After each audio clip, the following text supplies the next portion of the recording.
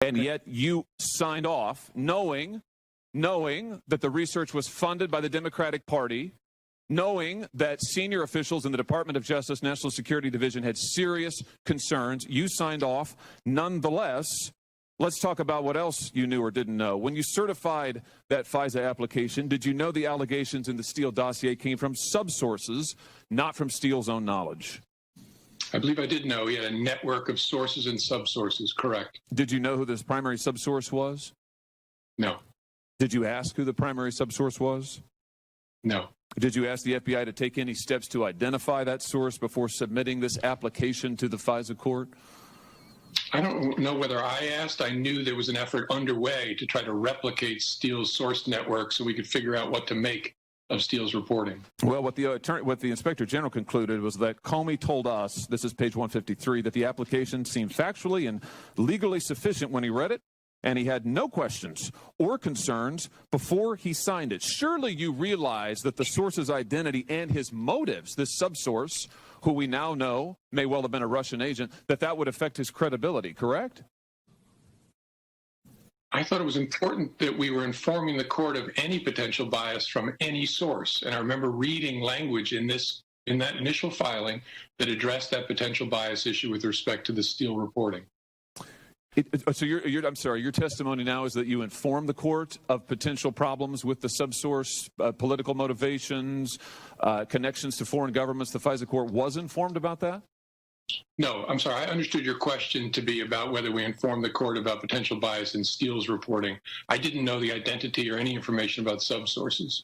So you personally authorized an unprecedented surveillance on an individual associated with the presidential campaign during that campaign's ongoing time period, October of 2016. You signed off personally on 2 further applications based on information from a source that you believed, correctly, worked for the Democratic Party, and the source's information, it turns out, was coming from a suspected Russian agent, yet you did nothing to try to verify any of this information. You brushed aside the concerns of high-level national security lawyers at the Department of Justice.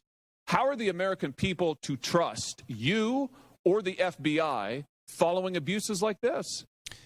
Dr. Kerry Strom up next. I'm Larry Elder. Do not leave town. Man, what a beating.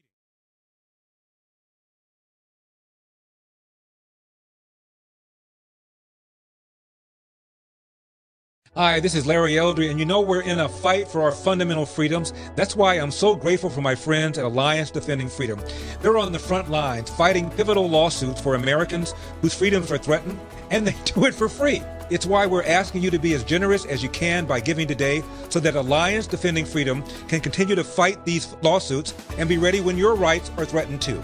Give your gift right now by visiting adflegal.org/elder, and thank you so much for joining the fight for freedom.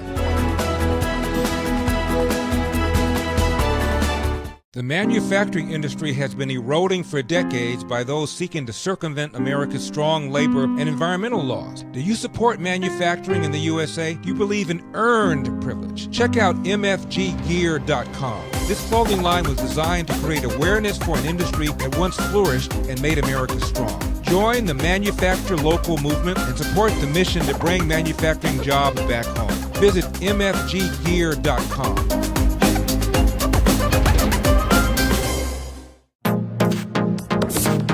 Trending now on America First with Sebastian Gorka. The Democrat Party, as America is still recovering from the largest self-imposed economic shutdown in modern history. Do you know what Nancy's doing with the Democrats? They had a vote yesterday on making sure that certain phrases should not be used to describe the Chinese virus. This is from The Blaze. Chris Pandolfo, the Democrat majority in the U.S. House of Representatives passed a resolution Thursday night condemning what? The shooting of 2 deputies in Compton, Los Angeles. The $2 billion worth of damage and looting done to America by Democrat voters. No. To condemn the phrase China virus and other terms used to describe COVID-19 as a form of, quote, anti-Asian sentiment. The resolution, introduced by Representative Grace Meng of New York, calls on public officials to condemn and denounce, quote, all forms of anti-Asian sentiment as related to COVID-19. It passed in a mostly party line vote of 243 to 163 with 14 Republicans. Eric, I want the names of those 14 Republicans. We will name and shame them here on America First. 14 Republicans who think it's important to control our use of language. Keep up with what's trending. Subscribe on YouTube today. Trending now on The Dennis Prager Show. I wonder how all of this is affecting kids. The masks.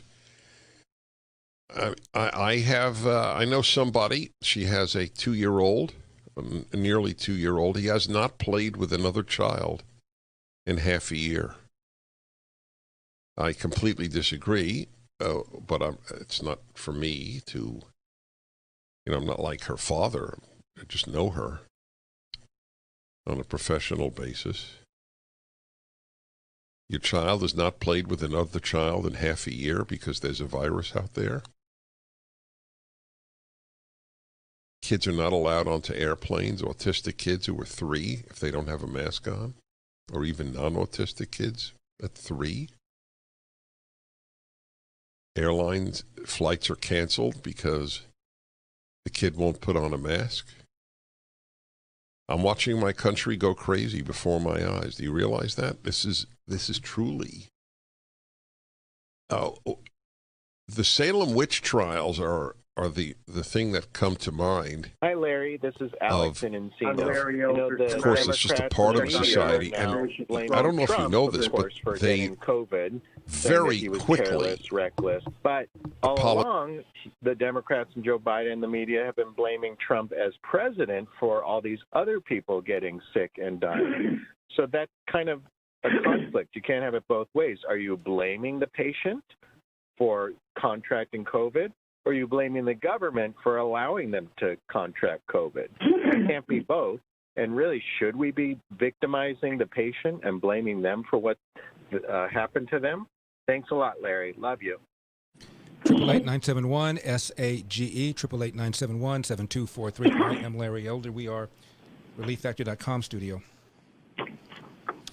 If you're like me, you know that public universities cannot punish and discriminate against kids for expressing their religious views.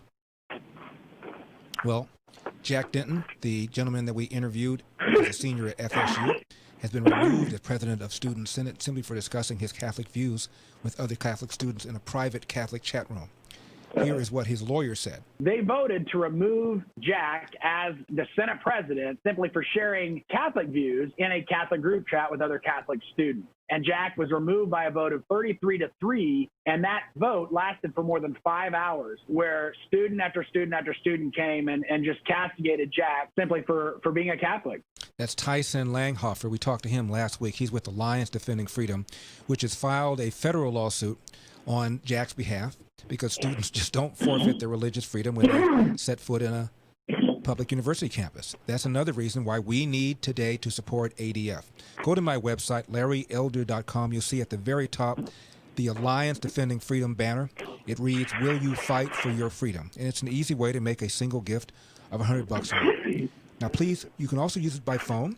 Make a tax-deductible donation to Alliance Defending Freedom just by calling 888-670-1599. That's 888-670-1599. Either way, please do your part as we support people like Tyson Langhofer, who defended Jack, on behalf of Alliance Defending Freedom. My website, again, LarryElder.com. Will you fight for your freedom? The banner is at the very top. You can click it on, or you can make a donation by phone. 888-670-1599, 888-670-1599. My next guest is a regular on the Larry Elder Show, a seasoned gastroenterologist, associate professor of medicine at UCLA. Please welcome back to the program Dr. Carrie B. Strong. Doctor, how are you? I'm good, Larry. I guess we got a lot to talk about tonight. Tell me about it. Were you surprised when you heard that the president had tested positive for COVID-19? No, I wasn't so positive. He should have been wearing a mask all along and sort of, he didn't take it seriously. And I wasn't shocked, but I'm sure a lot of people thought, well, it serves him right. Look, I don't wish any bad on anybody, but he should have been a little bit more diligent about this, and he didn't take it seriously, and unfortunately it got political. As far as you know, what has his treatment been? So he's gotten treatment that you and I would not be able to get, okay? So my feeling on this is that he wasn't hospitalized because he was sick. He was hospitalized so he can get the therapy. Now, all these drugs, and I've heard other doctors talk on the television and on the radio that he was very ill because he got dexamethasone and he got remdesivir. But what they did not mention is this remdesivir drug can be used on compassionate use for hospitalized patients. The FDA has something out where you can use it on anybody. You don't have to be that ill. He couldn't have gotten it at home, so he was hospitalized to get all these concoctions that you and I probably wouldn't get. Mm-hmm. He got this monoclonal antibody concoction that is experimental, and Trump got a higher dose than normal because the drug really can't hurt, but you and I would not have access. So he got dexamethasone, which is steroids. Anybody can get that for anything. It's an anti-inflammatory. The remdesivir, we couldn't have gotten, nobody could have gotten, but he got it because he's the president, and he had to do it in the hospital. And the monoclonal antibody by Gilead is another one that he got on experimental basis. It's not approved. Nobody could have gotten it. So I think that he was hospitalized just to get access to these medicines because you can't give this in the house. So I'm not so sure he was so sick. I don't know this. This is just my thought. He needed to be in the hospital to get this concoction that what he had gotten. Now, he's taken zinc and vitamin D, and there's a drug called famotidine, and melatonin and aspirin. He's taking those probably on a regular basis, probably was taking that just to prevent. You notice he did not get hydroxychloroquine, at least not that we know of. Mm-hmm. Does it worry you, concern you that the President of the United States is taking, as you put it, a concoction that is experimental? Well, look, at this monoclonal antibody seems to be pretty safe, what I understand about it. No, it really doesn't. I mean, you would want that, too. You would want everything if you had COVID to prevent a severe respiratory illness. So I don't think it worries me as much as the fact that it concerns me that he gets it and nobody else can. You said that he should have been more careful. He should have been more cautious. What do you think the president should have said when you've got Dr. Fauci going on 60 Minutes on March 8th, as late as March 8th, arguing that there's no reason to be walking around with a mask? Yeah, no, I'm not going to get political again, Larry, like I told you. But look, as a doctor, sometimes we learn more as time goes on. Mm-hmm. And I mentioned this before. And back then, we did not have all the numbers. I don't think they really understood the COVID-19 like they do now. So, like I said, I'm not going to blame Dr. Fauci. I think Fauci's an upstanding guy. But I will tell you that I have recommended different treatment a month after a diagnosis of somebody because I got more information. So I cannot blame him for that. But look, mask in my mind should have been mandated. Mm-hmm. I mean, what's the harm of wearing a mask? The president is 74 years old. He is a male. Those are high-risk factors to consider, correct? Yes, it seems like elderly elderly, my God, we're all getting there, so 74 doesn't seem that old to me. But yes, there's a higher risk in somebody who's a little bit older with comorbid conditions. I don't know what his medical history is. Males tend to be afflicted more. Reason being is, and I'm not going to bore the audience, but there's something called interferon.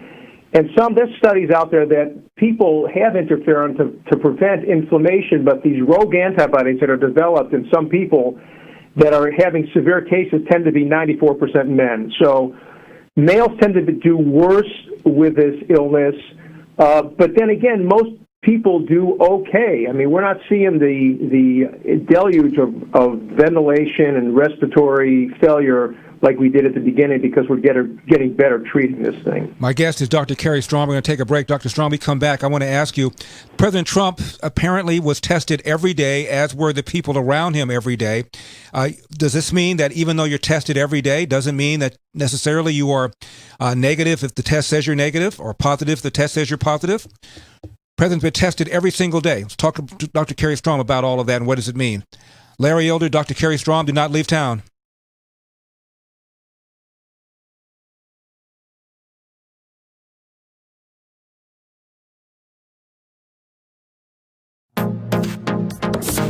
Trending now on the Eric Metaxas Show. That the 2016 election was the first that we know of, I guess. You had both major party candidates under investigation by the FBI.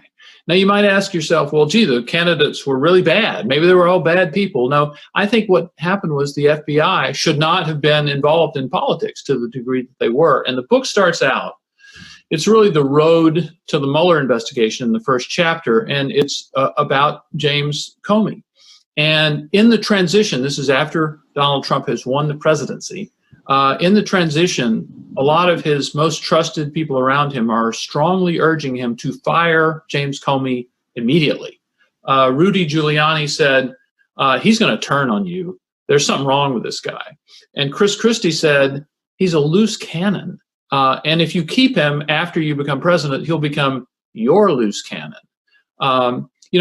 These people were not offended on behalf of Hillary Clinton in the way that Comey handled the Clinton email case. But they thought it was erratic, they thought it was unprofessional, and they thought it would be a prediction of the kind of stuff that would happen if Comey remained FBI director after Trump was president. Trump did not take their advice in what I think everybody could probably say was a mistake. He brought with him to the White House habits that he had used in decades in business. And one of those habits of mine was that he can bring people around. He can win them over. He can talk to them and with the sheer force of his personality, bring them over to his side. And he thought he could do that with Comey. And I think we can all agree that that was a failure. Keep up with what's trending. Subscribe on YouTube today.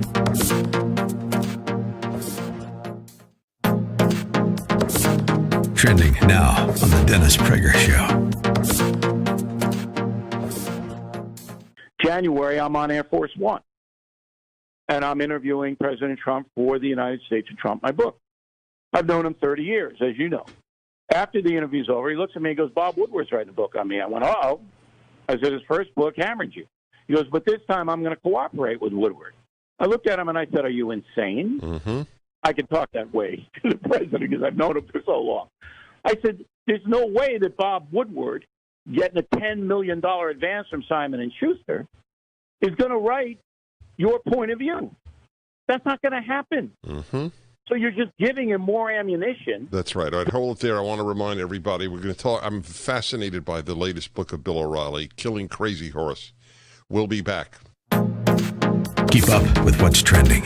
Subscribe on YouTube today.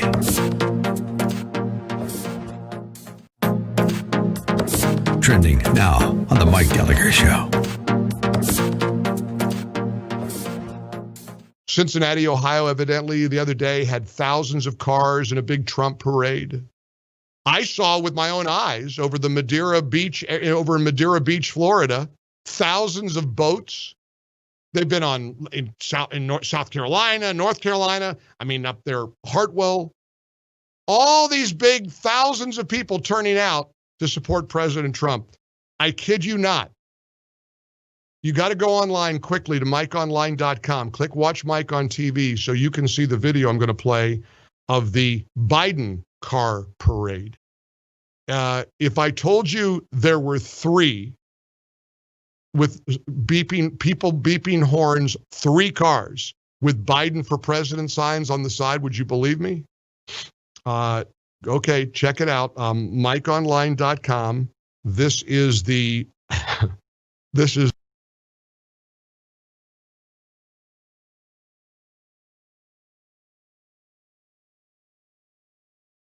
Larry, back on March 30th of 1981, when Ronald Reagan was shot, and he told them to play the game, the championship game, Indiana and North Carolina, but they did have a silent prayer before they started the national anthem. I'm just curious how the NBA will be on the news of the president, and I'd be curious to have the camera on LeBron James. 888-971-SAGE, 888-971-7243. Larry, elderrelieffactor.com studio. Folks, we're weeks away from Election Day, but voting has already begun in many states. It's about to start in others. For example, if you live in Ohio, early in-person voting begins 28 days before the election. In Arizona, it's 27. That's why I need you to go to keepamericaamerica.com right now. They'll get you the most trusted, up-to-date voting information. And while you're there, please commit to take one person to the poll, just one, or help him or her complete a mail-in ballot. Now, the 2016 election, as you know, was decided by mere thousands of votes, not millions. And 300,000 of you across the country have already gone to keepamericaamerica.com. I want that number to get to 1 million or more and make this the biggest get-out-the-vote effort in conservative history, one the liberal media cannot ignore. Do a little, do your part. Go to keepamericaamerica.com right now. That's keepamericaamerica.com. My guest is Dr. Kerry B. Strom. He is a gastroenterologist and associate professor of medicine at UCLA. Dr. Strom, the president is tested all the time, as are the people all around him. How can he contract the COVID-19 when he's being tested like this all the time?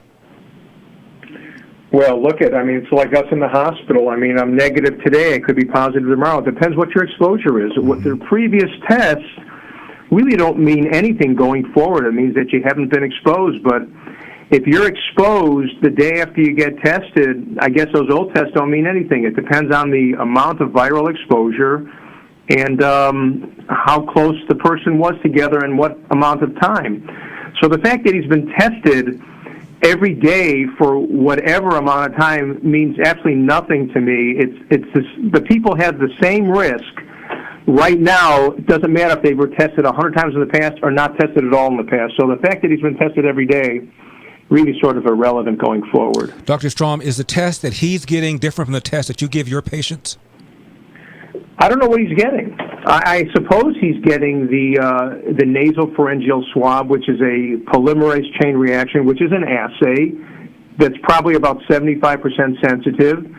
That's what my patients are getting. I don't know what the president is getting. There's a rapid test that's not as sensitive that they do in the ER because the turnover time is about 15 to 20 minutes versus the test that I'm doing is at least a 6 to 24-hour turnover time. Mm-hmm. So I don't know what he's getting every day.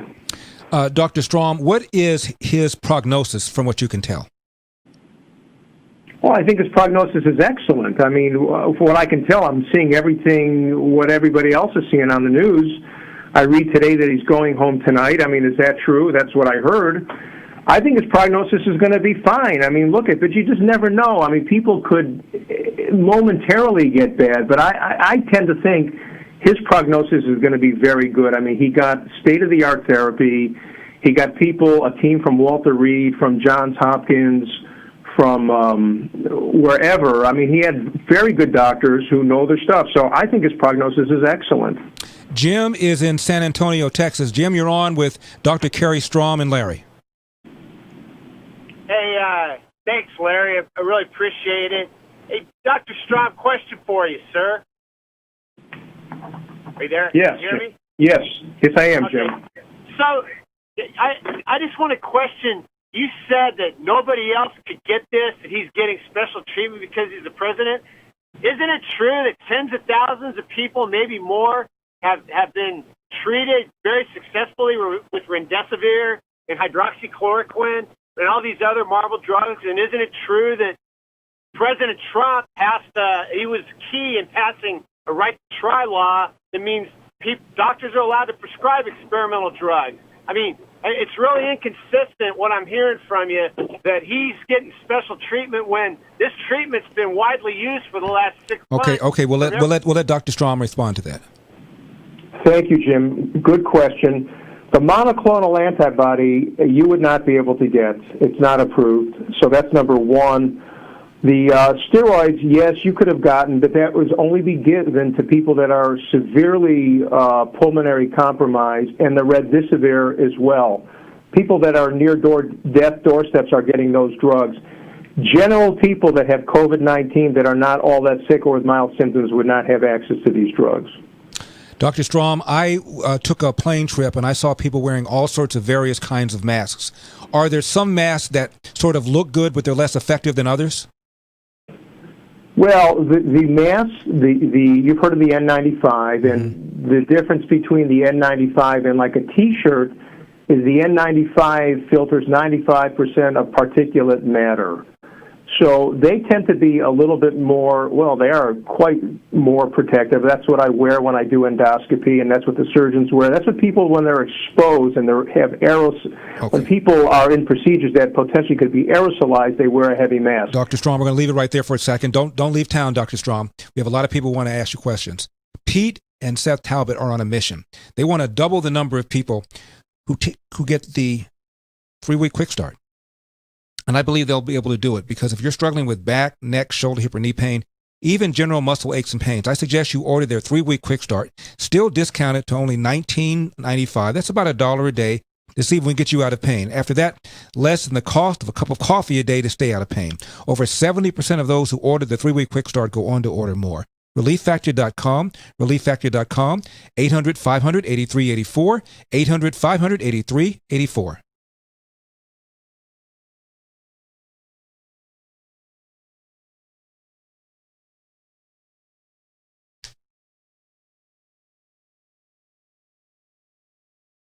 The manufacturing industry has been eroding for decades by those seeking to circumvent America's strong labor and environmental laws. Do you support manufacturing in the USA? Do you believe in earned privilege? Check out mfggear.com. This clothing line was designed to create awareness for an industry that once flourished and made America strong. Join the Manufacture Local movement and support the mission to bring manufacturing jobs back home. Visit mfggear.com.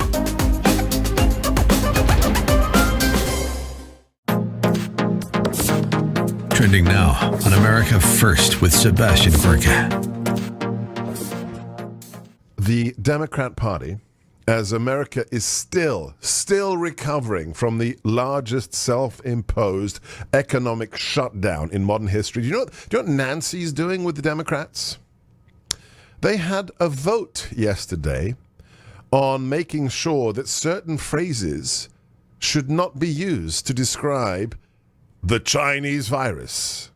This is from The Blaze. Chris Pandolfo, the Democrat majority in the U.S. House of Representatives passed a resolution Thursday night condemning what? The shooting of 2 deputies in Compton, Los Angeles, the $2 billion worth of damage and looting done to America by Democrat voters. No. To condemn the phrase China virus and other terms used to describe COVID-19 as a form of, quote, anti-Asian sentiment. The resolution, introduced by Representative Grace Meng of New York, calls on public officials to condemn and denounce, quote, all forms of anti-Asian sentiment as related to COVID-19. It passed in a mostly party line vote of 243 to 163 with 14 Republicans. Eric, I want the names of those 14 Republicans. We will name and shame them here on America First. 14 Republicans who think it's important to control our use of language. Keep up with what's trending. Subscribe on YouTube today. Trending now on The Dennis Prager Show. I wonder how all of this is affecting kids. The masks. I know somebody. She has a 2-year-old, a nearly 2-year-old. He has not played with another child in half a year. I completely disagree.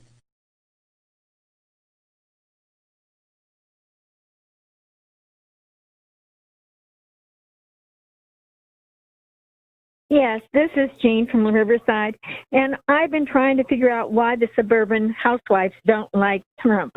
I realize now that most of them, or very many of them, watch The View, and The View is one of the most vicious, mean show on the television, and I stopped watching it a long time ago because of this. And I have a feeling that this is where they get their dislike for Trump, is from those mean-spirited women. Anyway, thank you, and I really appreciate your show. 888-971-SAGE, 888-971-7243, Larry Elder, ReliefFactor.com studio. Now, if your cellular plan is with Verizon, AT&T, or T-Mobile, you're simply paying way too much for the exact same coverage you could be getting right now with Pure Talk. Look at your cell phone bill. Look at where it shows data usage. The average person who switches to Pure Talk is using less than 4 gigs of data per month. But the big carriers, well, they charge you for unlimited data. It's like paying for an entire row on an airplane but needing only one seat. That's how Pure Talk saves the average person over $400 a year on their wireless service. Unlimited talk, text, and 2 gigs of data, all for just $20 a month. And if you go over on data usage, they don't charge you for it. Folks, switching to Pure Talk is the easiest decision you're going to make today. Get your mobile phone, dial pound 250 and say Larry Elder. When you do, you're going to save 50% off your first month. Dial pound 250, say keyword Larry Elder, pound 250, keyword Larry Elder. Pure Talk, simply smarter wireless. Later on, we're going to talk about the moderator for the second debate. He once worked as an intern for Joe Biden and a staff assistant for Ted Kennedy. And by the way, did you know that my movie Uncle Tom has a higher IMDb rating than the last 10 Oscar winners for Best Documentary? Just saying. All of that and more, 888-971-SAGE. My guest is Dr. Kerry B. Strong. He is a gastroenterologist, associate professor of medicine at UCLA. We're taking your calls at 888-971-SAGE. Joe is in San Diego, California. Joe, you're on with Dr. Strong and Larry. Yeah, hi, Larry. Thanks for taking my call. And I apologize for catching the last part of the conversation. It was a few minutes ago, but you ended it with something to the effect of the doctor, that is, with what's the harm in wearing masks? And that kind of floored me. Perhaps you're familiar with you think about the trauma it's causing children that are afraid to go outside, especially young kids. I see them with masks on. It drives me insane. And the fact that people are becoming more curt and coarse in society. You're no longer the individual. You're the mass individual. And they say nothing about the fact that how many people in the Middle East, women, are forced to wear masks. I'm retired military, and I've been over there. I'm telling you, masks is doing more harm than good. In fact, the masks are doing no good whatsoever. And I wish people would point that out. Handkerchiefs and scarves are useless, and yet you see people all over the place wearing these masks, and they're absolutely and totally... Okay, all right, Joe. Joe, thank you for your service. Let's have Dr. Strom respond. Joe doesn't think masks do anything, Doctor. Joe, I want to thank you for your service as well. Appreciate that. Well, I think masks do help, and certainly when they were thinking that these were all aerosolized droplets, masks definitely help. I mean, why wear a mask in surgery? Because they prevent infection. Look, we all have our own opinions on this. Most medical people that are experienced would say masks do help. I mean, I suppose you can read anything. I would wear a mask, and I encourage people that I love to wear a mask. So, I mean, what is the downside of wearing a mask temporarily? I don't know. I don't see it to be as drastic. But look, if these are really small viral particles and they're really not aerosolized, I suppose a mask may not help as much. But I would continue to wear it, and I'd recommend that to people. Dr. Strom, here is Dr. Fauci on 60 Minutes, March 8. Get your response to it on the other side. Right now in the United States, people should not be walking around with masks. You're sure of it? Because people are listening really closely to this. Right now, people should not be walking. There's no reason to be walking around with a mask. When you're in the middle of an outbreak, wearing a mask might make people feel a little bit better, and it might even block a droplet, but it's not providing the perfect protection that people think that it is. And often, there are unintended consequences. People keep fiddling with the mask, and they keep touching their face. And can you get some schmutz sort of staying inside there? Of course. But when you think masks, you should think of healthcare providers needing them and people who are ill. Dr. Strom, now later on, Dr. Fauci said, well, he benevolently misled the country because he didn't want there to be a run on these masks, and he wanted the first-line healthcare providers to be able to get them. Didn't want there to be a shortage. Right. So there is something in medicine that we review. It's called Morbidity Mortality Weekly Report, the MMWR. And there was a study of healthcare workers. Now I'm talking about people that are exposed to direct contacts. People that are wearing PPE, only 6% of those people that are constantly in contact with these people tested positive. So you tell me if they help or not. Mm-hmm. Randy is in Texas. Randy, you're on with Dr. Kerry Strom and Larry. Hi, Larry. Thank you for taking my call, and I just love your show. You're my favorite radio personality. Thank you. And I have something kind of to piggyback on the last caller. I, too, am retired military. I'm a retired Marine. Hoorah.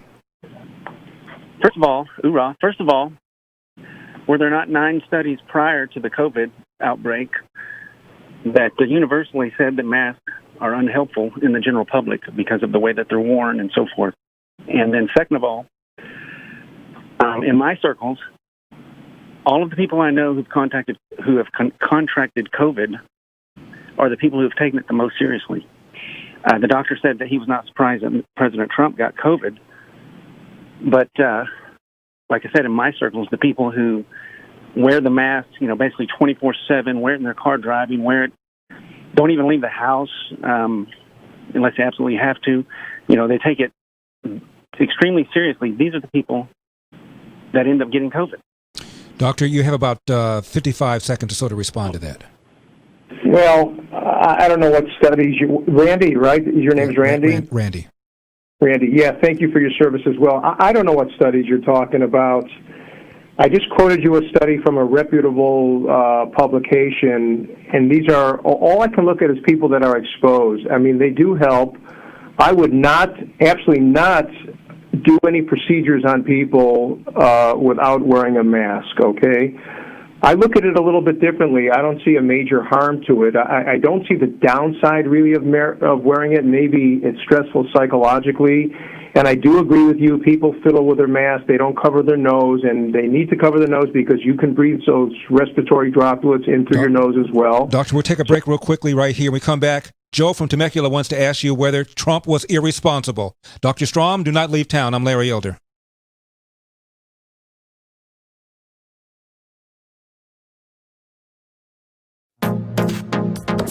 Trending now on the Mike Gallagher Show.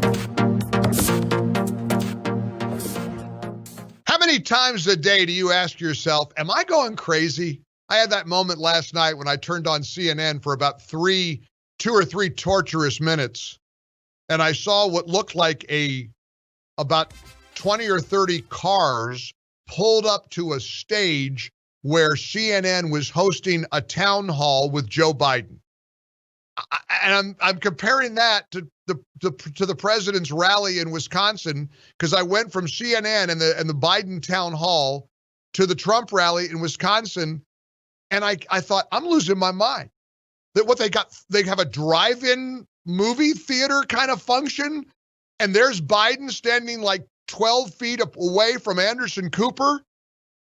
And then I saw a clip on social media that when they thought they were on a break, Anderson Cooper and Joe Biden immediately got close to each other, and Biden leaned in and was whispering something in Anderson Cooper's ear, like they didn't think the cameras are on, so they don't need to socially distance. And there were it was apparently a minor league baseball stadium in Scranton, Wilkes-Barre, and they had like cars pulled up and people standing in white boxes. They were like on a platform with white tape that you better stand in the box and ask Biden a bunch of softball questions about what a bad guy Donald Trump is. There are moments where you think you're losing your mind, but you're not. I'm here to tell you, you're not crazy. They are, okay? They're nuts. They're nuts. Keep up with what's trending. Subscribe on YouTube today.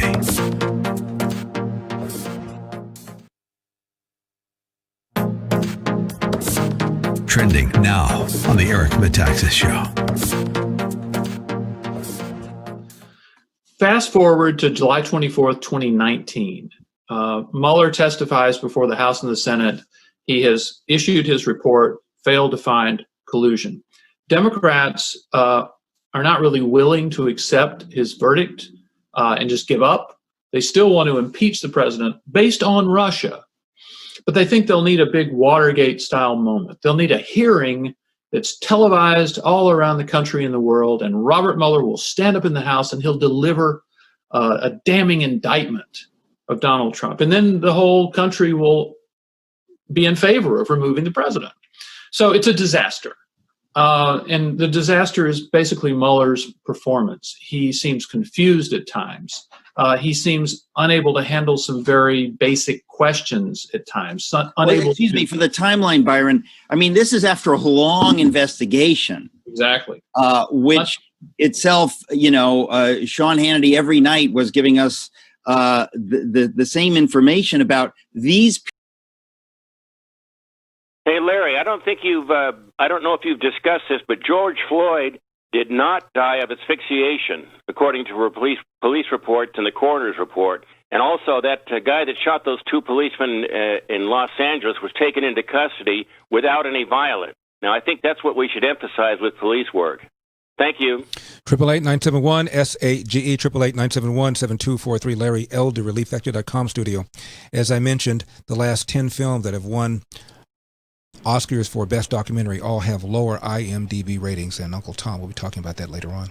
Speaking of films, I want you to watch Dinesh D'Souza's latest film, Trump Card, today at salemnow.com. It's a film you got to see to understand the socialism, corruption, and gangsterism of the modern Democratic Party and how to help President Trump stop it. Watch Trump Card before it's released to the public. Just go to salemnow.com. That's salemnow.com. As always, we want to thank Dr. Strom for spending some time with us. Joe from Temecula has a question. Joe, you're on with Dr. Strom and Larry.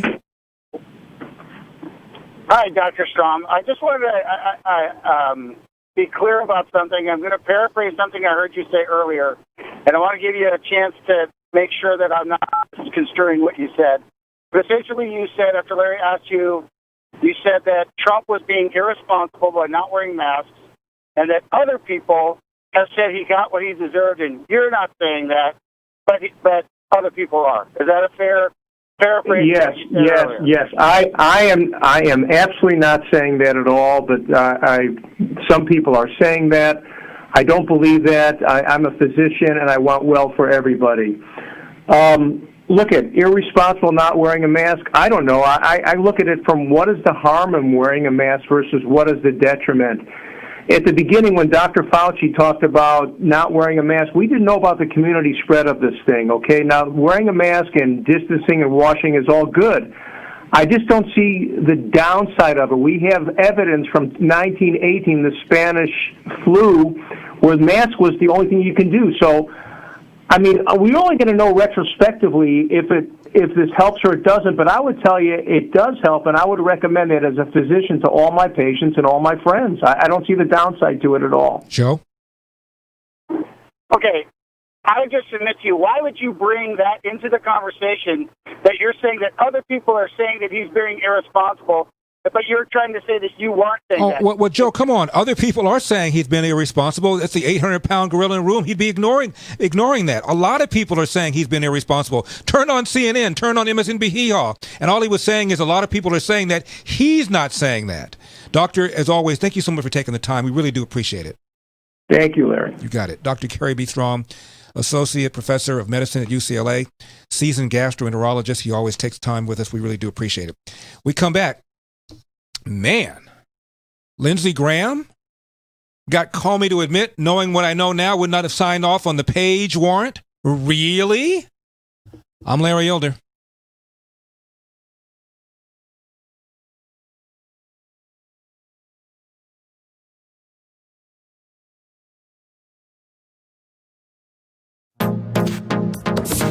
Trending now on the Dennis Prager Show. how all of this is affecting kids. The masks. I know somebody. She has a 2-year-old, a nearly 2-year-old. He has not played with another child in half a year. I completely disagree, but it's not for me to. I'm not like her father. I just know her on a professional basis. Your child has not played with another child in half a year because there's a virus out there. Kids are not allowed onto airplanes, autistic kids who are 3 if they don't have a mask on, or even non-autistic kids at 3. Airlines flights are canceled because the kid won't put on a mask. I'm watching my country go crazy before my eyes. Do you realize that? This is truly. The Salem witch trials are the thing that come to mind. Of course, it's just a part of a society, and I don't know if you know this, but they very quickly apologized profusely for the hysteria. There was they felt ashamed. This is not something that carried on with its elites for a long time like we're having now with leftism. Keep up with what's trending. Subscribe on YouTube today.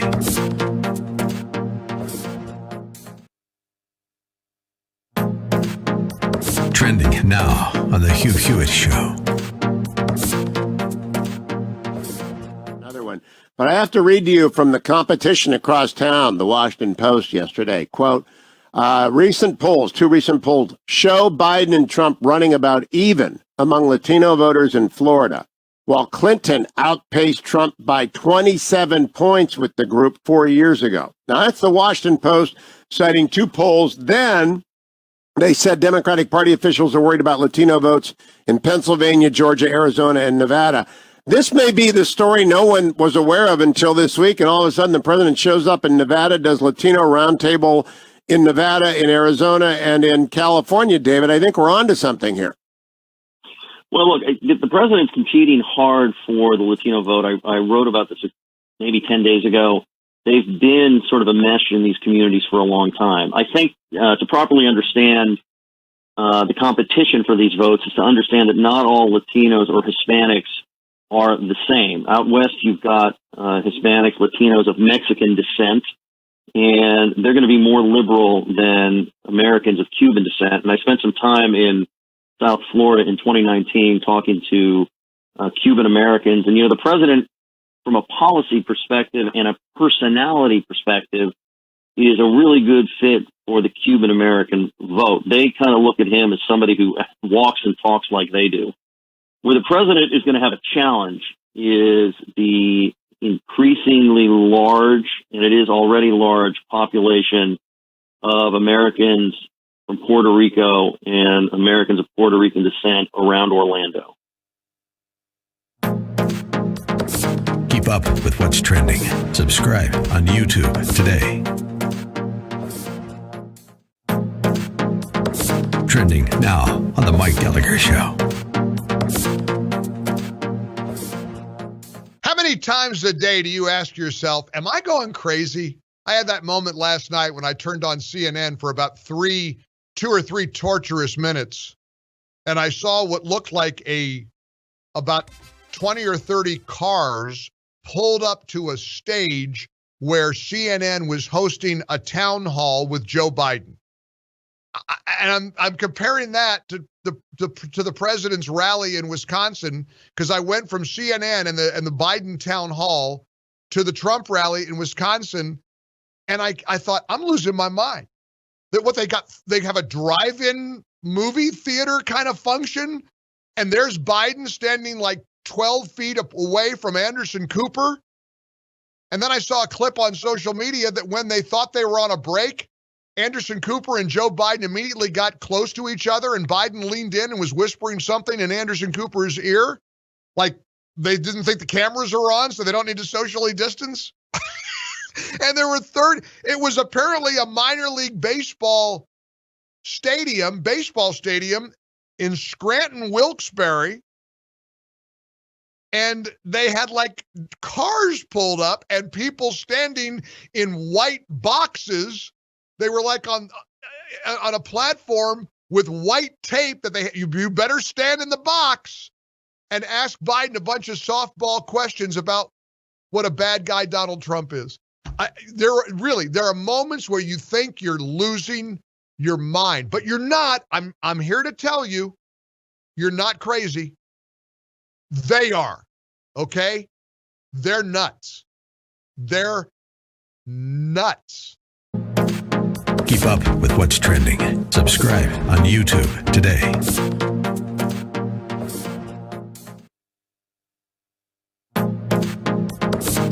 Trending now on the Eric Metaxas Show. Fast forward to July 24th, 2019. Mueller testifies before the House and the Senate.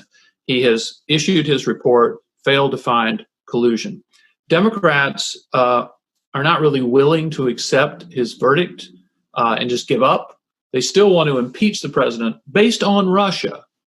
But they think they'll need a big Watergate-style moment. They'll need a hearing that's televised all around the country and the world, and Robert Mueller will stand up in the House and he'll deliver a damning indictment of Donald Trump. And then the whole country will be in favor of removing the president. So it's a disaster. And the disaster is basically Mueller's performance. He seems confused at times. He seems unable to handle some very basic questions at times. Excuse me, for the timeline, Byron. I mean, this is after a long investigation. Exactly. Which itself, Sean Hannity every night was giving us the same information about these people whom he has hired should not be trusted. Turns out that was correct. Well, now, finally, he turns this thing in. I mean, but it's just an agony for the American people. It goes on and on and on. It's a big nothing. And then they decide to have the hearing. Right.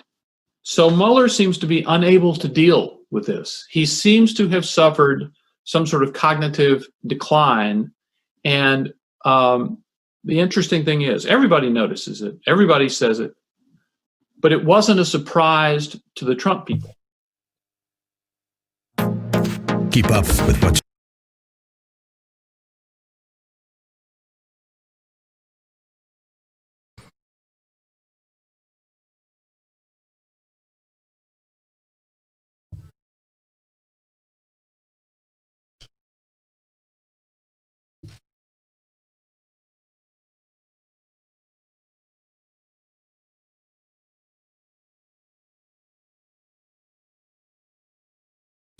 Triple 8-971-SAGE, 888-971-7243, Larry Elder, ReliefFactor.com studio. James Comey, interviewed by Senator Lindsey Graham, admitted that if he knew today what he did not know then, he would not sign off on the Carter Page application for that warrant to surveil him. Director Comey, I turn it over to Senator Lee. Knowing then what you know now about all the things that we've come to find, would you have still signed the warrant application against Carter Page in October, January, and April? No, I would want a much more complete understanding of what we were. Thank you very much. Wow. 2.5 years. And I played you that exchange between Josh Hawley, the Republican from Missouri, and James Comey, in which Comey admitted there were all sorts of things he did not know when he signed off on these applications for a FISA warrant. Put the nation through this whole thing for 2.5 years. There were a grand total of 2 newspapers with circulations of over 100,000 that supported Donald Trump, as opposed to 57 of the top 100 newspapers supporting Hillary Clinton, 57-2. I reread the editorial of one of the 2 that endorsed him. The other one was a paper owned by Adelson of Las Vegas. He owns the paper. He supported Donald Trump. So not too surprisingly, the newspaper endorsed him. But the Florida Times Union was the other paper, over $100,000 or 100,000 circulation, that supported him. And if you read the editorial, it sounds exactly like what Donald Trump has done. There's even a reference to Donald Trump and the tax code in it. Now, this is a old line newspaper, a third-generation family-owned company. And the president is named William S. Morris III. He's president of Morris Communications Newspapers. And here's what he wrote. Quote, America needs a major shakeup. There's only one presidential candidate with the will and the ability to do it. Donald Trump, despite all of his faults, is best suited to blow up the inbred corruption of the Washington, New York elites. While this is anything but a comfortable call, it is in keeping with the Times Union's center-right tradition and with the conservative Republican philosophy of our family ownership.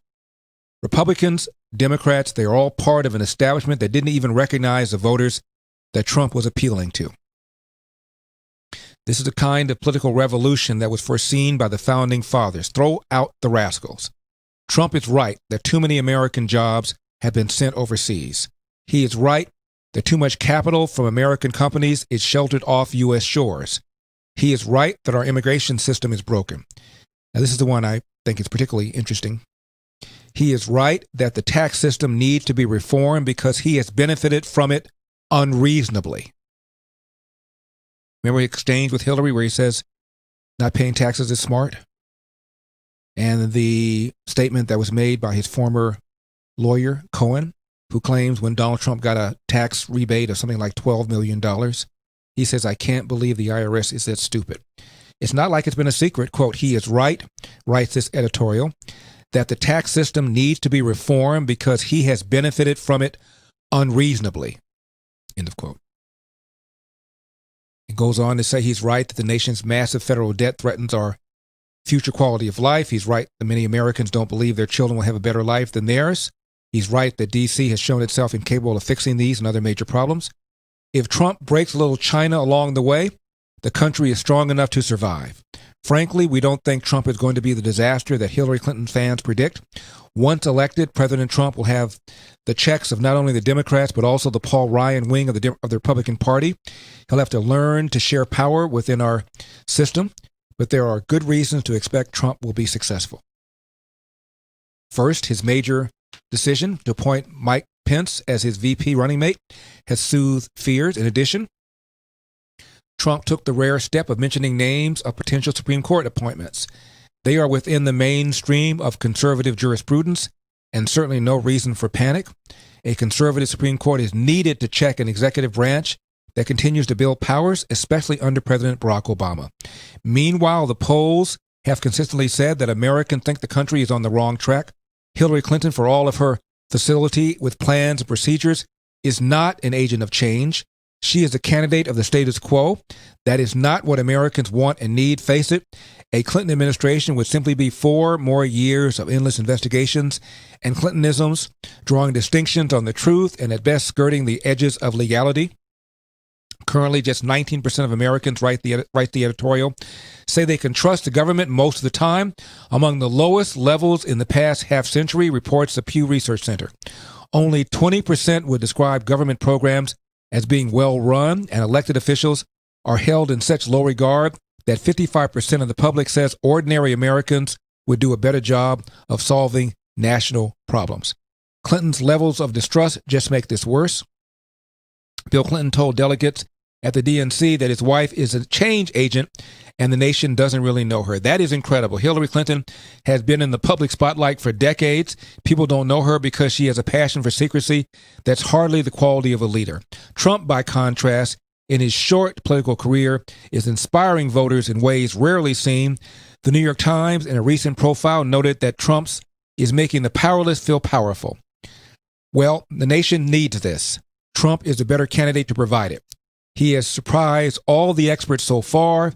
We expect he will continue to do so in the White House, end of quote. That's the editorial from the Florida Times Union, November 4, 2016. Headline, Trump is the change agent that America needs, end of quote. Now, we've been talking about the Black Lives Matter protesters. Many of them are white. This white protester tells this black woman, well, he's more black than she is. You're betraying Black Lives Matter. I'm black. Yeah, but that's not. You're white. You know, you're not black on the inside. I'm more black than you on the inside at this particular point. Yeah. We're like black. There were people during the times of slavery who enabled the slavers. You're on the wrong side, ma'am. I promise you. You are my sister. I am you standing here. I promise you who I am. You're me standing there. Mind you, no comment. Come on. I'm blacker than you are, he tells her. Remember the time Joe Biden defended KKK-linked Confederate group as fine people?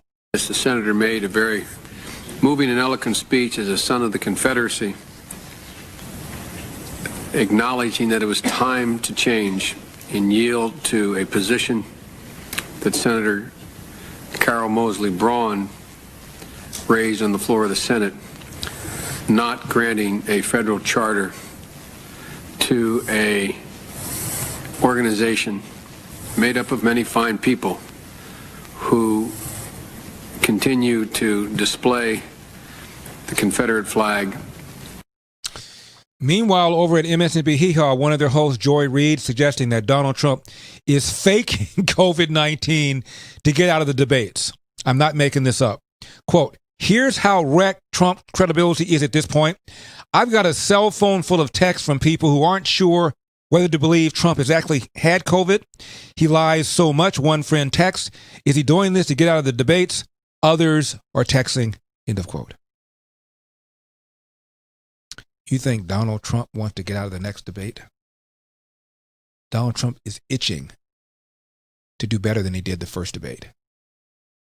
If anybody wants to get out of the debate, it's Joe Biden. But I think Joe did so well the first time, he thinks that this is going to be a piece of cake. I'm noticing the same kinds of arrogance I saw right before the election in 2016. The polls are showing that Joe Biden actually increased his lead over Trump after that first debate. One poll shows that he increased it by anywhere from 3 to 5 to 7%, depending upon the poll. No, Donald Trump's not trying to get out of a debate. Are you kidding? He's looking forward to the next one. And based upon the amount of time he's going to be spending quarantining himself in the White House, it appears that he should be able to make that debate. Of course, we will be covering it. 888-971-SAGE, 888-971-7243. The late, great Bob Gibson has died. Who is Bob Gibson? I'm Larry Elder.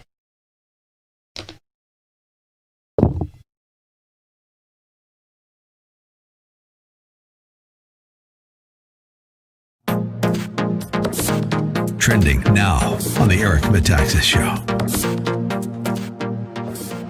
That the 2016 election was the first that we know of, I guess. You had both major party candidates under investigation by the FBI. Now, you might ask yourself, well, gee, the candidates were really bad. Maybe they were all bad people. No, I think what happened was the FBI should not have been involved in politics to the degree that they were. And the book starts out, it's really the road to the Mueller investigation in the first chapter, and it's about James Comey. And in the transition, this is after Donald Trump has won the presidency, in the transition, a lot of his most trusted people around him are strongly urging him to fire James Comey immediately. Rudy Giuliani said, he's going to turn on you. There's something wrong with this guy. And Chris Christie said, he's a loose cannon. And if you keep him after you become president, he'll become your loose cannon. These people were not offended on behalf of Hillary Clinton in the way that Comey handled the Clinton email case. But they thought it was erratic, they thought it was unprofessional, and they thought it would be a prediction of the kind of stuff that would happen if Comey remained FBI director after Trump was president. Trump did not take their advice in what I think everybody could probably say was a mistake. He brought with him to the White House habits that he had used in decades in business. And one of those habits of mine was that he can bring people around. He can win them over. He can talk to them and with the sheer force of his personality, bring them over to his side. And he thought he could do that with Comey. And I think we can all agree that that was a failure. Keep up with what's trending. Subscribe on YouTube today.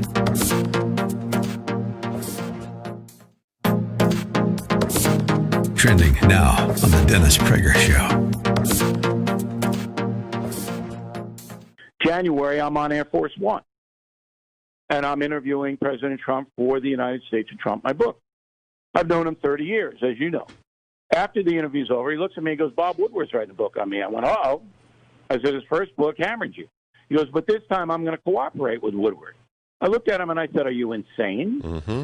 I can talk that way to the president because I've known him for so long.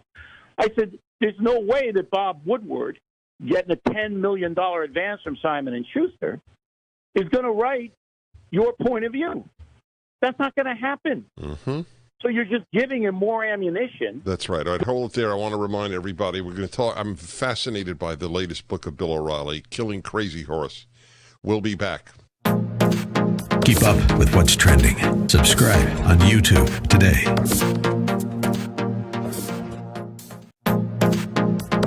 Trending now on the Mike Gallagher Show. Cincinnati, Ohio, evidently the other day had thousands of cars in a big Trump parade.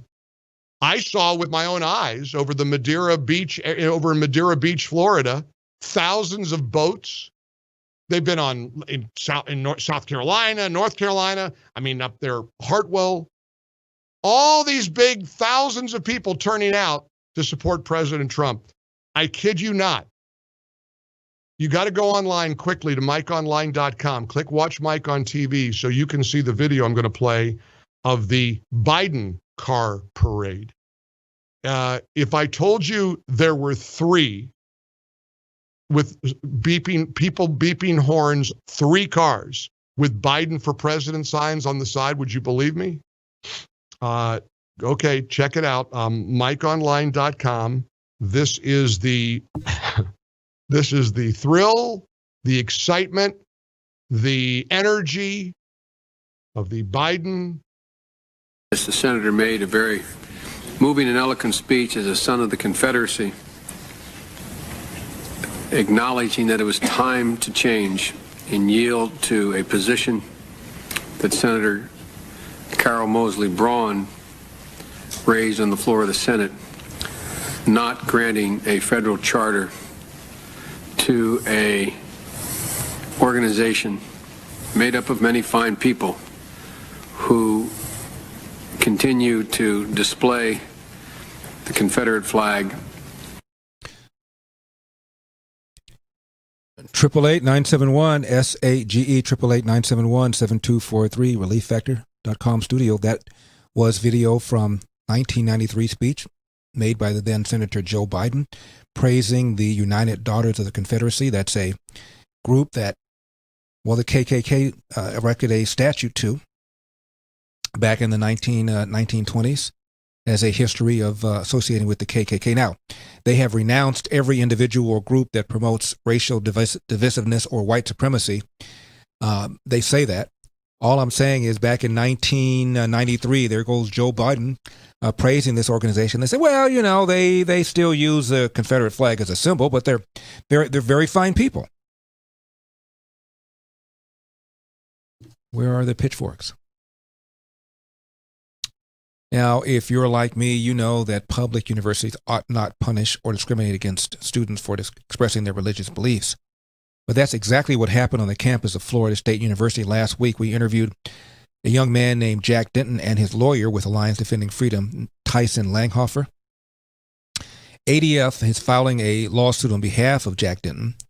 He was removed as president of Student Senate simply for discussing his religious views privately in a private Catholic chat room with other Catholics. And he also made the mistake of saying something negative about Black Lives Matter. Here's his lawyer. They voted to remove Jack as the Senate president simply for sharing Catholic views in a Catholic group chat with other Catholic students. And Jack was removed by a vote of 33-3. And that vote lasted for more than 5 hours, where student after student after student came and just castigated Jack simply for being a Catholic. Now, this is exactly why we need to support Alliance Defending Freedom so they can continue to defend people like Jack Denton and not charge him anything. So please go to my website, LarryElder.com. You'll see the Alliance Defending Freedom banner at the very top. It reads, "Will you fight for your freedom?" And it's an easy way for you to make a single gift donation of $100 or more. Or you can phone in your tax-deductible donation to ADF just by calling 888-670-1599. That's 888-670-1599. Either way, please do your part as we support Alliance Defending Freedom in their fight to defend people like Jack Denton. 888-670-1599, or go to my website, LarryElder.com, and you'll see the Alliance Defending Freedom banner. Will you fight for your freedom at the very top? Thank you so much. Jimmy is in California. Jimmy, you're on the Larry Elder Show. Thank you so much for calling. I appreciate it. Hey, Larry, I appreciate you. Thank you. I'm just concerned about. I'm watching you now, and it says there's 82 people watching, and I need you to get on television somehow, dude. What are your plans for that? Well, I want some people to see you. Well, Jimmy, there may be some news on the Larry on TV front down the road. I will just say that some things are occurring, and I may have some news to make. All right? How about that? Thanks, Jimmy. Appreciate it. 888-971-SAG. I mentioned Bob Gibson, the great pitcher, has died. He had a year in 1968 that was just out of this world. He grew up in the projects, Omaha, Nebraska. Widowed mom, 6 siblings. His skin color was considered to be too dark for his baseball team. I'm not making this up. So he turned to basketball, became the team's first black player, and showed promise, set his sights on playing at Indiana U. But he was informed that the school had already reached its quota of black players, which was 1. He stayed in his hometown, became the first black athlete to receive a basketball scholarship from Creighton University, and he became a star there, broke every single school scoring record. He was trying to decide between baseball and basketball, so he signed with the Harlem Globetrotters and the St. Louis Cardinals. Eventually chose baseball, made the majors in 1959, and that's when he had a Cardinals manager who was a bigot named Solly Hemus. The manager, aside from calling Gibson and other black players the N-word to their faces, he told Gibson he wasn't big league material. He even suggested that going over opposing hitters was beyond his intellectual ability to engage in. And he was on the verge of quitting, and he got some advice from his batting coach. And about the advice that Gibson got, he said, quote, "It wasn't much, but it hit the right chord. He just said, 'Hang in there, kid. This manager will be long gone before you will,' end of quote." And sure enough, the manager was fired in the middle of the 1961 season. Now, he became a very, very good pitcher, but he was still subject to vandals pelting his house with bottles and eggs.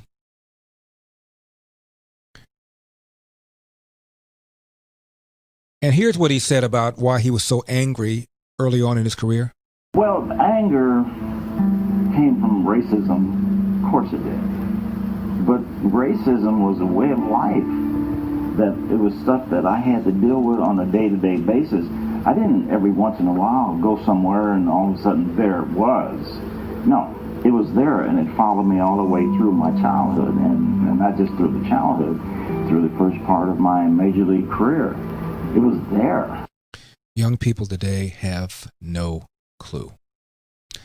My father, who grew up in Athens, Georgia, told me once when he lived in the country and he walked down the road, if a white boy was coming the opposite direction towards him, there would not be a fight. If there were 2 white boys coming towards him and he was by himself, there would be a fight because the white boys would jump him. If there were 2 white boys and 2 black boys, no fight because it was even. 3 white boys, 2 black boys, a fight because the whites were outnumbering, and then they would jump him.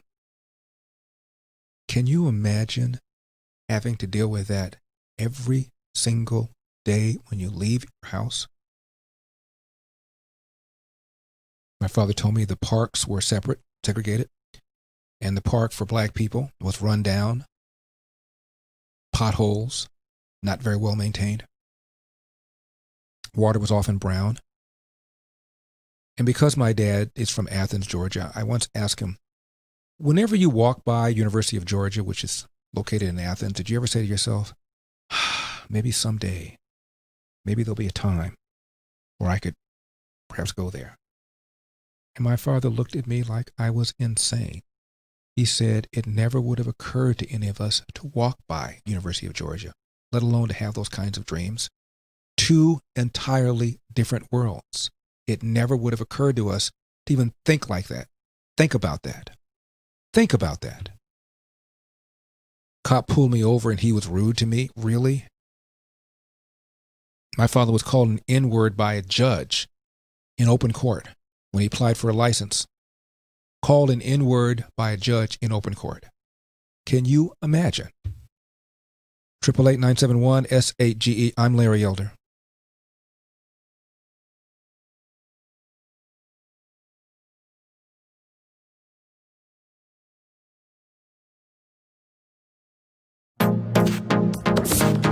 Trending now on America First with Sebastian Gorka.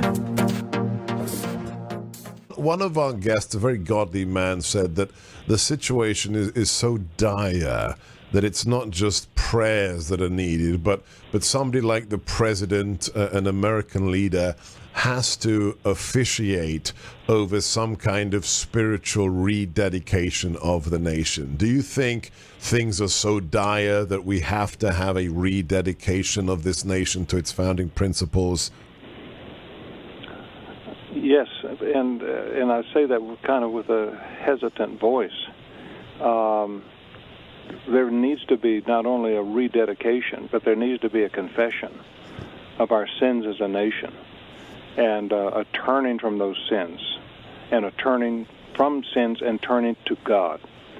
And I believe when we do that, God might just hear from heaven and possibly heal our country.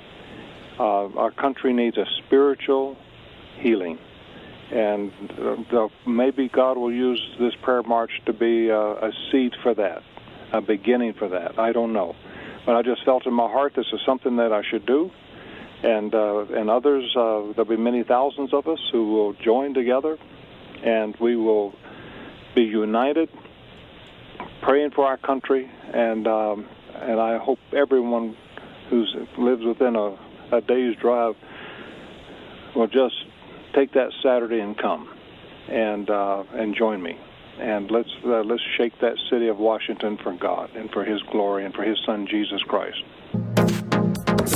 Keep up with what's trending. Subscribe on YouTube today.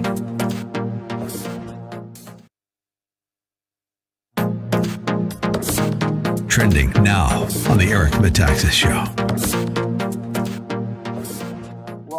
The negative narrative that we keep hearing about America, I mean, you and I both know that the Democratic Party has gone crazy. I think Trump drove them to it, and they are just at lightning speed going leftward, unable to control their own people. What do you think is happening in the mind of somebody like a Nancy Pelosi? Because she may have harbored some of these thoughts about America over the decades, but to see that part of the party take control of the entire party, what do you suppose is going through the mind of an old hand like Nancy Pelosi? Well, I've known the speaker for a while, and my opinion, I could be wrong, is that she doesn't believe in anything. She has no belief system. She wants power. She has power. She wants to keep her power. I think that is true for politicians on both sides of the aisle. Not all of them, but many of them. They don't have any belief system whatsoever. I mean, certainly Joe Biden doesn't have any, because he's basically contradicted himself in his votes on just about every issue, including abortion, which is pretty tough to do. I mean, you either believe in life or you don't. But anyway, the far left has made tremendous inroads in America because the media, which once opposed it, does not any longer, enables it and sometimes encourages it. So therefore, you can have a political convention by the Democrats that doesn't even mention the rioting and looting and violence in the streets of America. It doesn't even mention it. That's incomprehensible. And in the past, you would have a press going, "What's wrong with you?" Keep up with what's trending. Subscribe on YouTube today.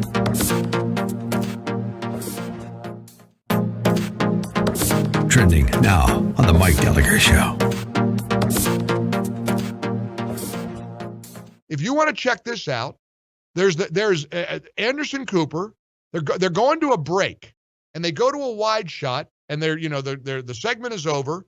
They're 6 or 8, 10 feet apart, whatever they are, and then they go to a break, and then they immediately go right to each other, and Biden leans in and is whispering in Anderson Cooper. Hi, Larry. I really appreciate what you do on the show. It's nice to get some truth, and you really bring the truth. I just wanted to leave a comment on this presidential debate, and I know that they're talking about, setting it up where they can cut the president's microphone. I was very disappointed with the debate, not because of the president, but because of the moderator.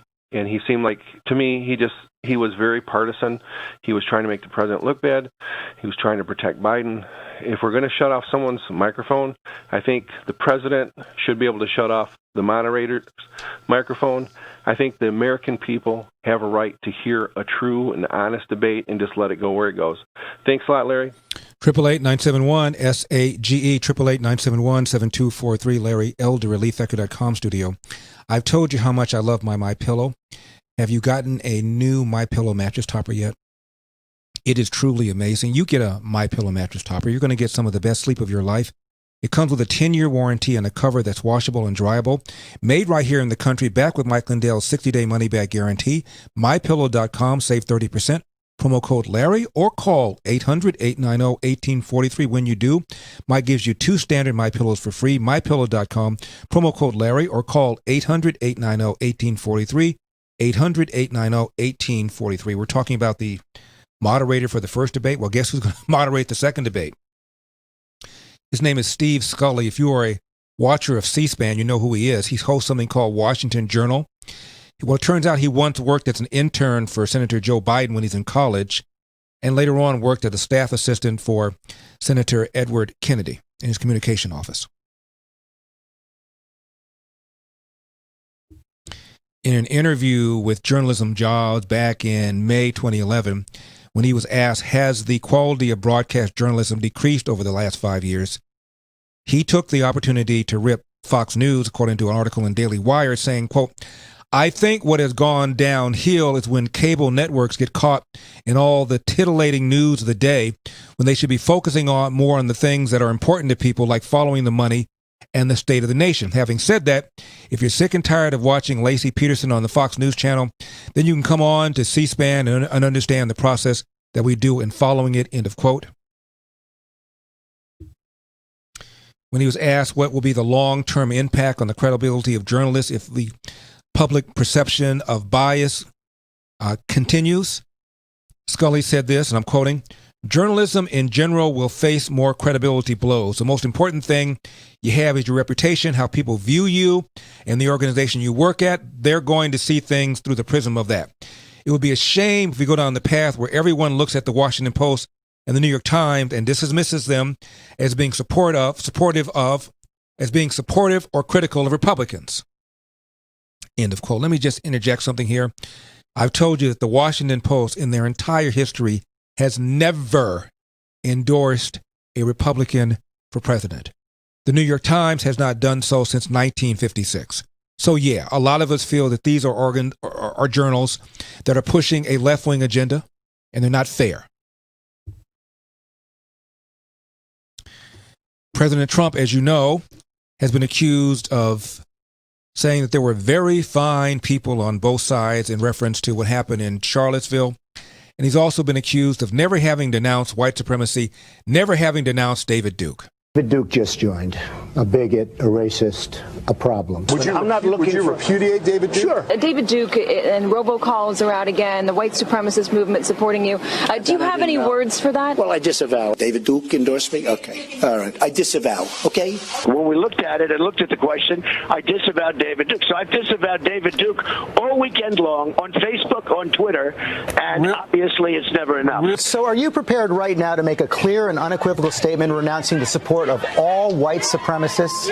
Of course I am. Of course I am. When Chris joined, we had a news conference, and they asked me the exact same question. I said, I disavow. I disavowed then. I disavowed today on ABC with George Stephanopoulos. I disavowed again. David Duke is a bad person who I disavowed on numerous occasions over the years. I totally disavow the Ku Klux Klan. I totally disavow David Duke. Ultimately, he got to the Ku Klux Klan, which obviously I'm going to disavow. I've rejected David Duke. I've rejected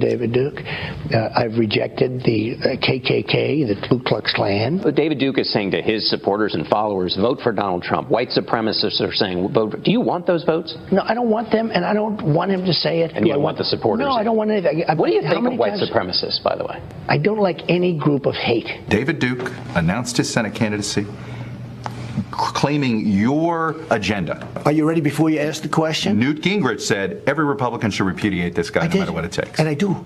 Rebuked. Is that okay? Rebuked. Rebuked. Done. Do you want white supremacists to vote for you? No, I don't at all. Not at all. How many times does a man have to say this? Is there a vaccine for Trump derangement syndrome? Let me tell you a little something about Relief Factor. You know, the father-son owners, Pete and Seth Talbot, they discount the 3-week quick start to $19.95, even though they lose money on every single one they sell. And the reason they do that is because they want to make sure it works for you. Over 70% of the people who order the 3-week quick start go on to order more. People don't keep ordering Relief Factor month after month after month if it doesn't work. Pete and Seth will not even break even until about 4 or 5 months after you keep ordering it. They really want to do something about your pain.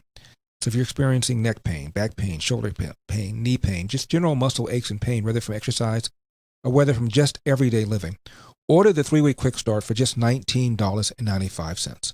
Let's see if we can get you out of pain too. Again, still discounted to only $19.95 or less than $1 a day to see if we can get you out of pain. ReliefFactor.com. 800.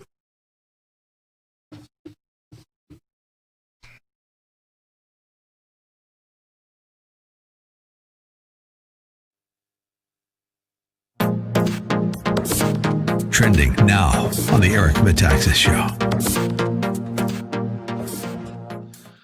Fast forward to July 24th, 2019.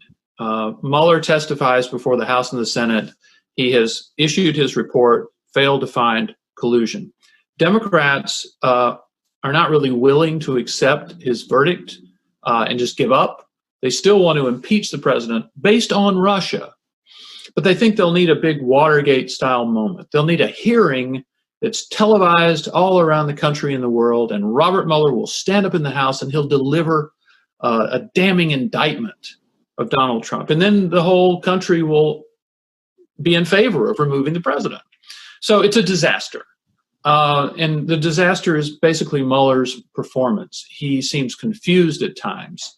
He seems unable to handle some very basic questions at times. Excuse me, for the timeline, Byron, I mean, this is after a long investigation. Exactly. Which itself, Sean Hannity every night was giving us the same information about these people whom he has hired should not be trusted. Turns out that was correct. Well, now, finally, he turns this thing in. I mean, but it's just an agony for the American people. It goes on and on and on. It's a big nothing. And then they decide to have the hearing. Right. So Mueller seems to be unable to deal with this. He seems to have suffered some sort of cognitive decline. And the interesting thing is, everybody notices it. Everybody says it. But it wasn't a surprise to the Trump people. Keep up with what's trending. Subscribe on YouTube today.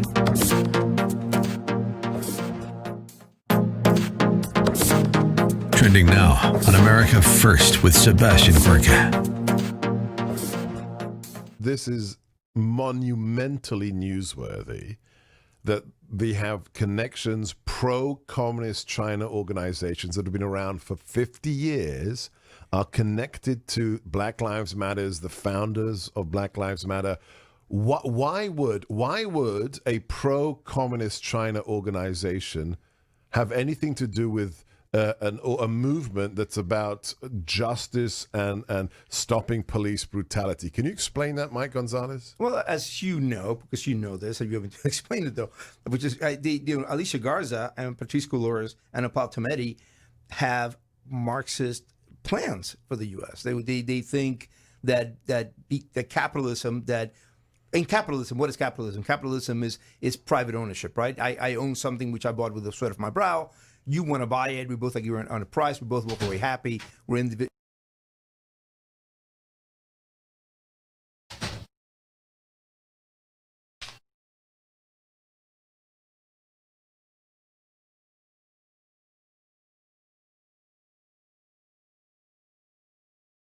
Hey, Larry. I just wanted to leave a message and thank you for that amazing documentary, Uncle Tom. I watched it last night, and I have to say I learned a lot about the history of America and specifically the Democratic Party and what the African American culture has been through at the hands of the Democratic Party. So, fantastic movie, extremely informative, and I really wish that everyone in America would have a chance to watch that, because I think if everyone was aware of the real history and the bits of history that are missing from our curriculum in schools and colleges as well, I think we would all benefit greatly from that and would act as a unifying factor. So thank you very much, sir. Fantastic job, and thanks for all that you do. 888-971-SAGE.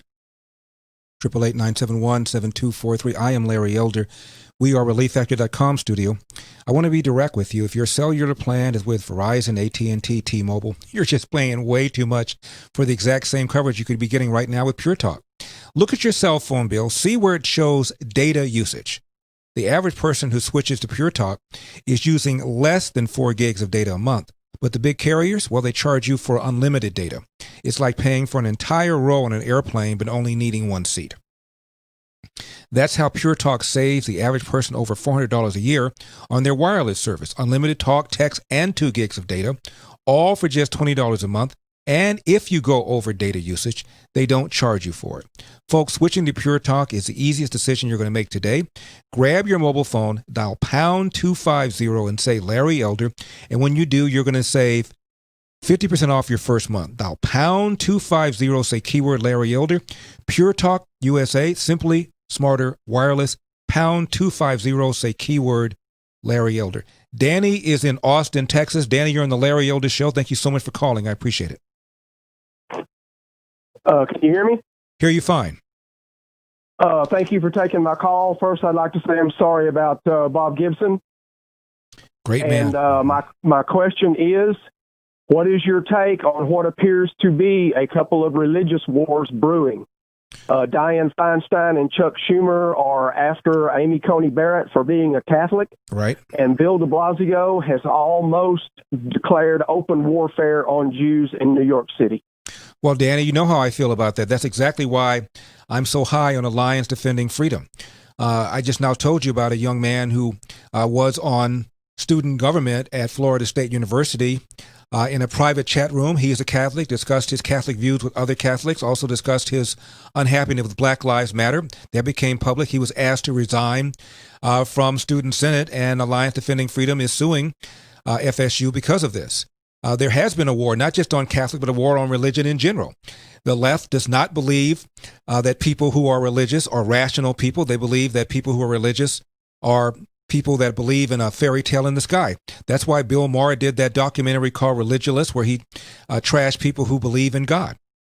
We talked about this a couple of weeks ago. What I don't get about people like Bill Maher is even if you don't believe in God, what difference does it make to you whether other people do? And the idea that because of religion, a bunch of people have been brutalized over the years, over the history, ignores the fact that Mao did not believe in God, Hitler did not believe in God, Stalin did not believe in God. There's more blood on the hands of those three than probably anybody else in history. So don't give me this stuff. And when you look at giving and charity, we talked about this before with respect to that book called Who Really Cares? Religious people are far more generous with their time and with their money than our non-religious people. So why it is that people who are atheists have such a problem with people who are religious is beyond me. Anyway, thank you very much for the call. I appreciate it. 888-971-SAGE. Now, The Bidens used a subchapter S corp to avoid paying hundreds of thousands of dollars in payroll taxes. Nothing illegal about it. But of the nearly $13.3 million the couple took in primarily through speaking fees and royalties in the 2017-2018 tax years, they claimed $750,000 in income. The other 94% of the money passed through corporations as direct distribution to Bidens, and thus they were not subject up to 15.3% of the combined Social Security and Medicare tax rate. The IRS requires S corporation to pay, quote, reasonable compensation, close quote, but it also enables you to avoid paying this kind of money in payroll taxes. Again, nothing illegal about it. John Edwards did the same thing when he made a great deal of money from a lawsuit that he won. All I'm saying is these are the people that complain that other people are taking advantage of the tax code when they do the same thing. It's just the media doesn't give a rip when Bidens do it.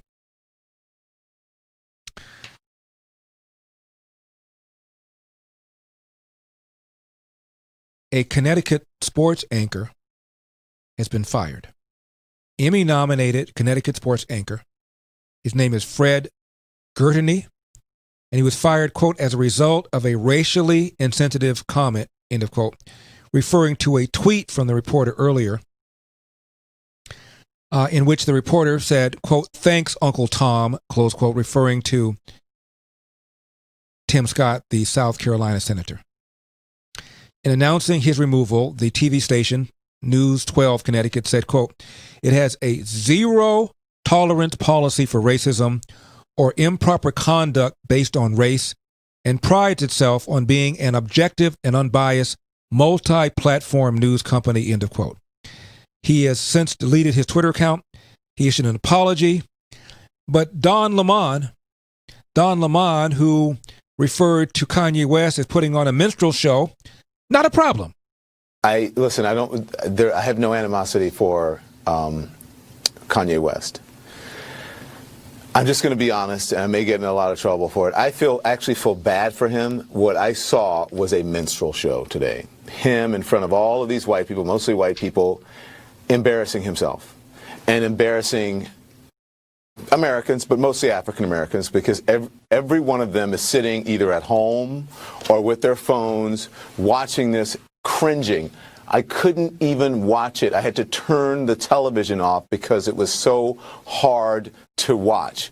Him sitting there being used by the President of the United States, the President of the United States exploiting him, and I don't mean this in a disparaging way, exploiting someone who needs help, who needs to back away from the cameras, who needs to get off stage, who needs to deal with his issues. Now, do you think if this white guy made the same comment that he just now made, Don Lemon referring to Kanye West as engaging in a minstrel show, he would have been fired? Yeah, he'd have been fired.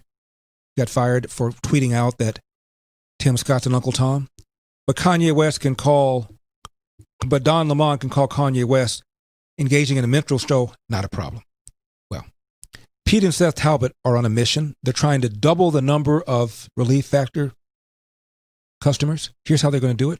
If you're struggling with back, shoulder, hip, or knee pain, even general muscle aches and pain, order their 3-week quick start, still discounted to just $19.95. That's about $1 a day to see if we can get you out of pain. After that, less than the cost of a cup of coffee today to stay out of pain. ReliefFactor.com, ReliefFactor.com, or call 800-500-8384, 800-500-8384.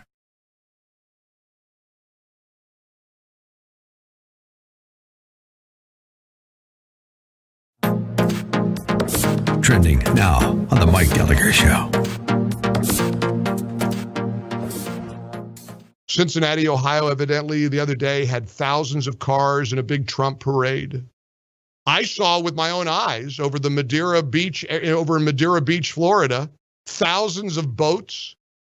They've been in South Carolina, North Carolina. Up there, Hartwell. All these big thousands of people turning out to support President Trump. I kid you not. You got to go online quickly to MikeOnline.com. Click Watch Mike on TV so you can see the video I'm going to play of the Biden car parade. If I told you there were 3 with people beeping horns, 3 cars with Biden for president signs on the side, would you believe me? Okay, check it out. MikeOnline.com. This is the this is the thrill, the excitement, the energy of the Biden for president campaign. It's one car, somebody in a mask on a convertible waving a flag. Everybody's got masks, of course. Second car, there's Jill waving at the second car, and there's the third car. That's it. 3 cars. Keep up with what's trending. Subscribe on YouTube today.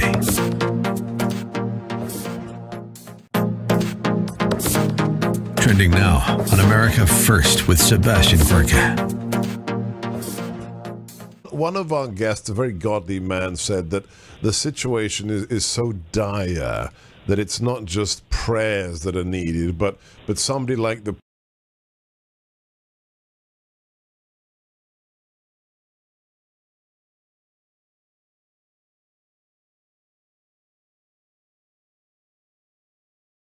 Hey, Larry. You know, the other night in the debate, Joe Biden refused to denounce Antifa. He said it was an idea. Wouldn't an idea be easier to denounce? And isn't racism an idea? So he speaks on racism, an idea, all the time, but fails to denounce the idea of Antifa. Seems pretty clear-cut to me. Excellent point. 888-971-SAGE, 888-971-7243. I am Larry Elder. We are ReliefFactor.com studio. I got this lovely letter from Steve. Dear Mr. Elder, my wife and I watched Uncle Tom last night. I'm 66 and your movie ranks as one of the best movies, if not the best, I've ever seen. Wow. More on that in just a second. Here is the zip poll question I left you with last time we talked. Who won the first presidential debate between President Trump and former Vice President Joe Biden? 88% of you believe that President Trump won the debate. 88%. 12% say Biden. Here's the one for tonight. President Trump has tested positive for COVID-19. Do you believe he will fully recover, either yes or no? In order to participate, you must be a member of the ZIP community. Go to your app store, search under Zip Poll USA, and be sure and use my code SAGE, S-A-G-E, in order to respond. I'll give you the results tomorrow.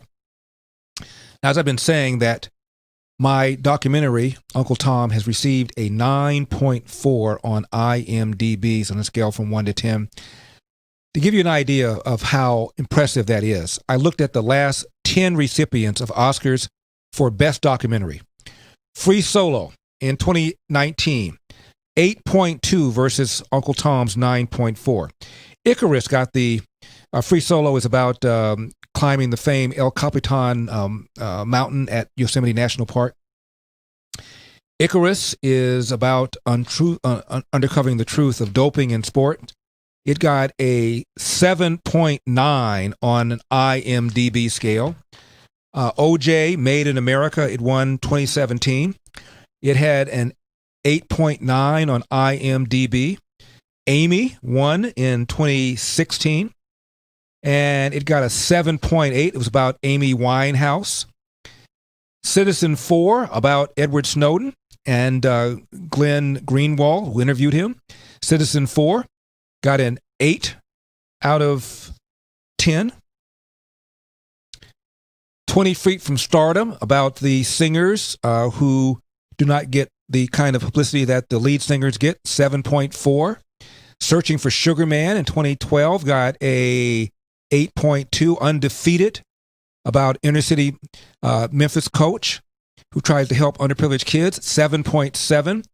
Inside Job, about the financial meltdown, 8.2. And The Cove, about how dolphins are treated in Japan, that was 2009, 8.4. Higher than the last 10 winners of Oscars for Best Documentary. I'm just saying. I'm Larry Elder.